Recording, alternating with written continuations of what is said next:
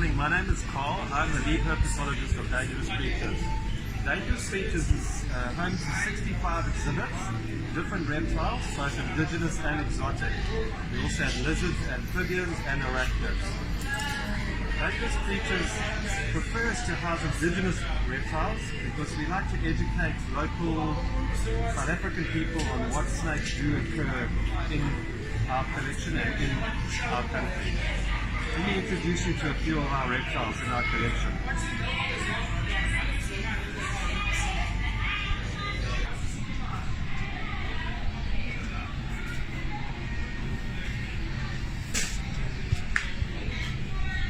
Here we have Raymond.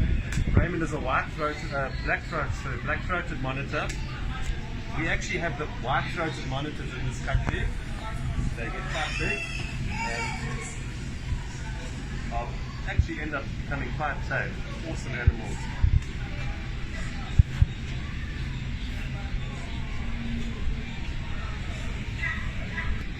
Black-throated monitor. These guys get really tame. These guys actually come from Tanzania. We get the white-throated monitor here. This is a black-throated monitor.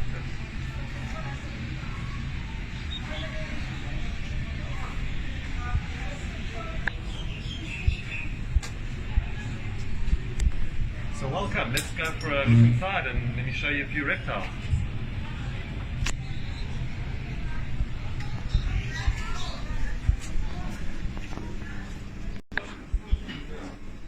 So here we have a green anaconda. Every exhibit in Dangerous Creatures is marked with a board and it gives you all the details and an interesting fact on that animal. So green anaconda, you'll see there, it'll tell you its distribution, the size that it gets to, and whether it's venomous or not. Each exhibit has a sign on the bottom, either green, orange or red, telling you whether the animal is venomous or non-venomous or dangerous or not dangerous.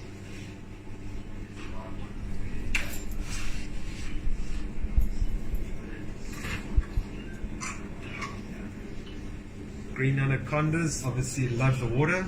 You can see this guy, that's what they're renowned for. They love being in the water. This is still a juvenile specimen. When I say juvenile, not young, but it's only about 5 years old and it's still got a lot to grow. So this is a sun gazer. Sun gazers are indigenous to South Africa. They are highly threatened due to the illegal pet trade. This particular animal, see, really looks like a real dragon. Beautiful animals, and you can see why people would want to try and steal them and use them in the pet trade. They live in colonies, so there'll be a whole group living together, and that's what makes them easier to collect also.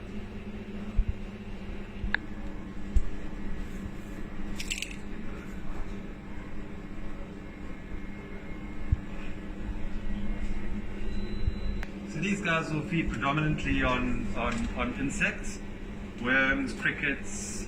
So they live on the grasslands. You can see they've got a very hard protective tail, so they'll actually use their tail as protection. It's very hard. Like I said, they live in colonies and very social animals.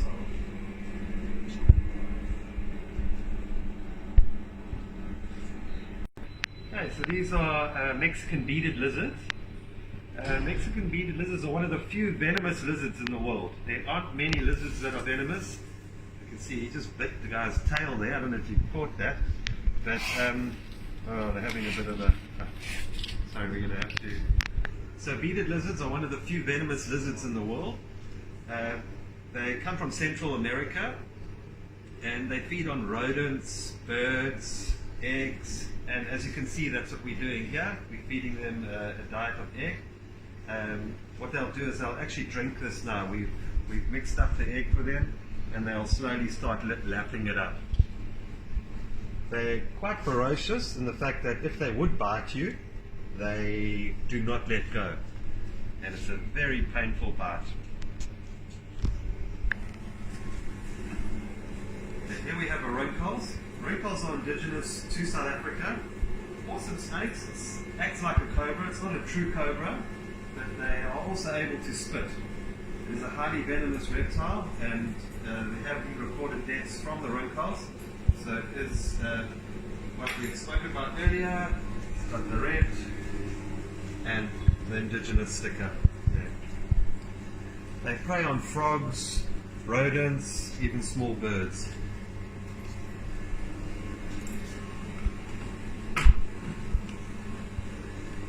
Next we have the swamp vipers. Swamp vipers really cool. You get them through Central Africa. Also died of frogs and small birds. Also highly venomous, not really much known on their venom, but I wouldn't like to take a bite from one. They are highly venomous. Let's carry on through. We have a few other animals here. Some exotic venomous animals like the nose-horn vipers. These are also cool European adders. You can see them over there.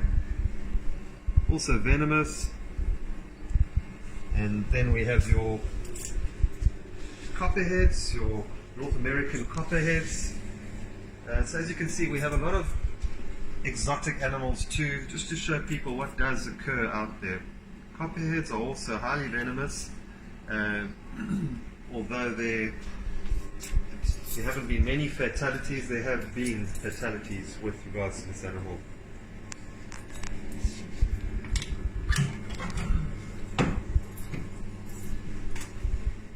Another iconic specimen is the mole snake. This is actually a Cape mole snake, and an interesting fact is the mole snakes in the Cape are actually a dark color, like a black color, and the KZN specimens, or specimens more north, are browner in color, and I'll show you one of those snakes now.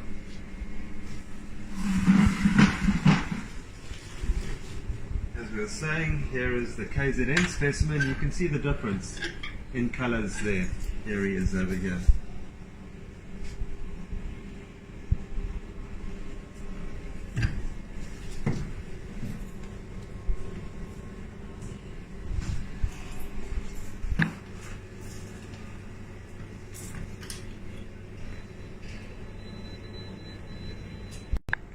Here we have a green tree python. These are amazing. Oh, you can see the feeding response there. What they do is they normally curl up in branches, but it's actually sensed movement and it's ready to feed. They feed on birds, mainly small mammals and vertebrates, and they live in tropical rainforests.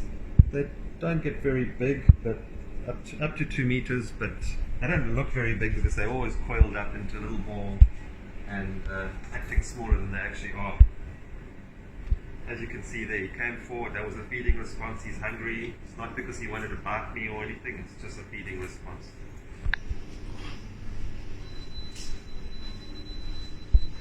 So here we have a puff adder.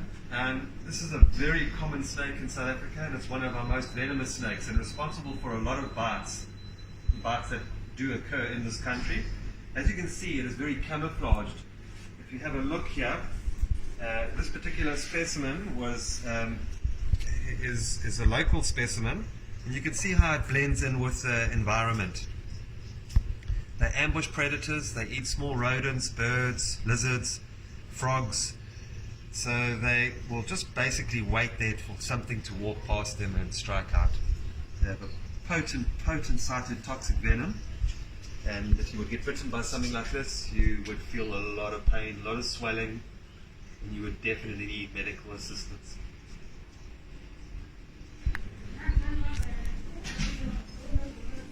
So this is Steve. Steve is a blue-tongued skink. Skinks occur in northern Australia. They feed on small insects predominantly, but they also eat a little bit of veg in that. And as you can see, we've got a nice little diet for him going here. We're just going to put it in front of him, and there comes Steve. Steve is nice food response, and he always comes out and eats his food in a hurry. Don't disappoint, Steve. Oh.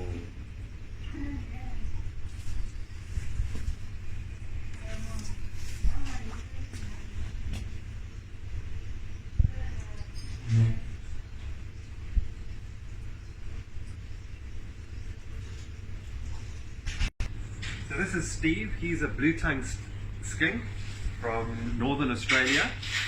They have a diet of insects and fruit, and as you can see, we're busy feeding him now. Mince ball with fruit, and you can see there too his tongue. When he picks it out, that's where they get their name from, that blue tongue.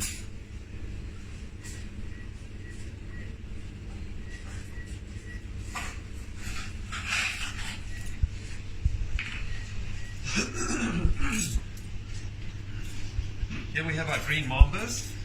Green mambas are coastal snakes, highly venomous. They live in the tree line, in the forests of KZN, along KZN coast. They are very placid mambas. They're very placid snakes, and they just prefer to be left alone. They feed on birds, bats, rodents, lizards. Generally, if you were to get bitten by one of these snakes, you would have to be messing with them because they do not like to come down on the canopy, and they just like to be left alone. So here we have a black mamba. Unlike the green mamba, black mambas seem to be a lot more nervous. I don't like to ever promote the fact that people say snakes will attack and that. They just are more nervous. They are very unlikely to attack anyone, even when cornered. They just really want to get away. They have a potent neurotoxic venom, so if you were to be bitten by a snake like this, you would definitely need medical assistance, and very quickly. They feed predominantly on a diet of rodents and birds, but generally rodents are their main diet.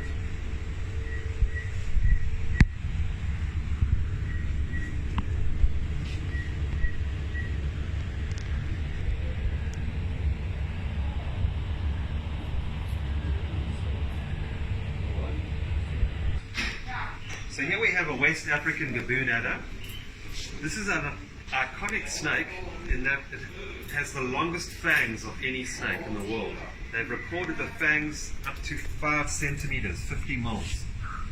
As you can see, it's a very short, fat, stocky snake. They are ambush predators, and they've even been recorded eating monkeys, small monkeys. They sit still, and they will just basically wait for an animal to walk past and, like I said, ambush them, strike out, and envenomate them.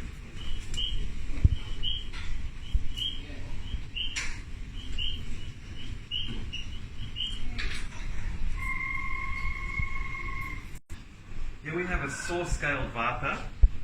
An interesting fact about the saw-scaled vipers, they are responsible for more fatalities combined in the whole of Africa. So this tiny snake over here is highly, highly venomous. Has a potent venom, hemotoxic and cytotoxic. They eat small rodents, lizards.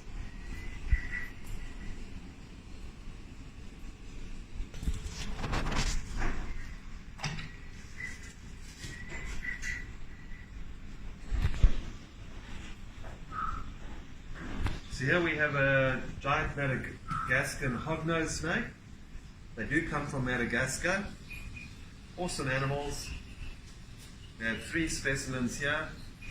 These were actually confiscated. They were part of a confiscation. They were found at Oliver Tambo Airport. They were being illegally smuggled to the Czech Republic. So you can see how these animals are used in the pet trade, how reptiles are transported and sold in the pet trade. We do highlight that plight here, dangerous creatures.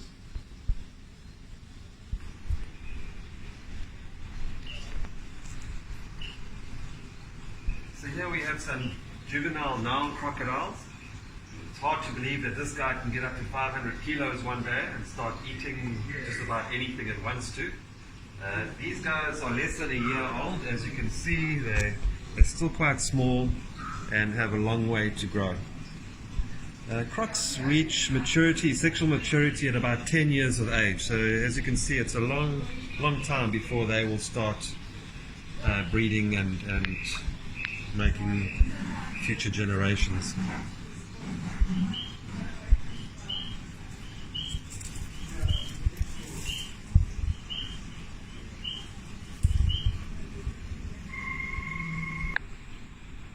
So here we have the yellow anaconda. Earlier we saw the green anaconda. Yellow anacondas don't reach the same lengths as the green anacondas. They get up to about 3 meters. They also occur in South America and basically eat the same sort of food. Just don't get as big. They are fairly aquatic and love to be in the water, and that's where they really do hunt.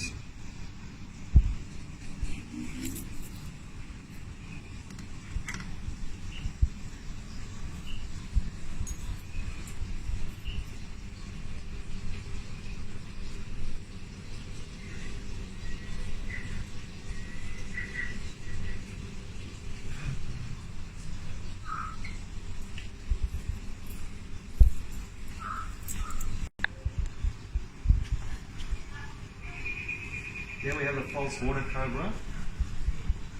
False water cobras are actually able to hood, flatten their heads like true cobras. So they basically mimic the cobra. They have a venom. It's a milder venom and of no consequence to humans. Trying to see, you can see he's actually flattening his head a little bit there. And you take him out.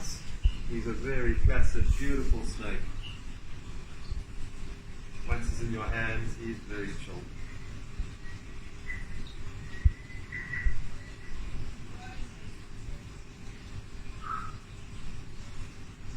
You can see the tongue flicking. That is smell. Snakes use their tongue as a sense of smell. It's pronged, forked, so multi-directional smell, and they pick up scent particles, bring it back into the roof of the mouth, and can smell what's going on. They actually have a very good sense of smell.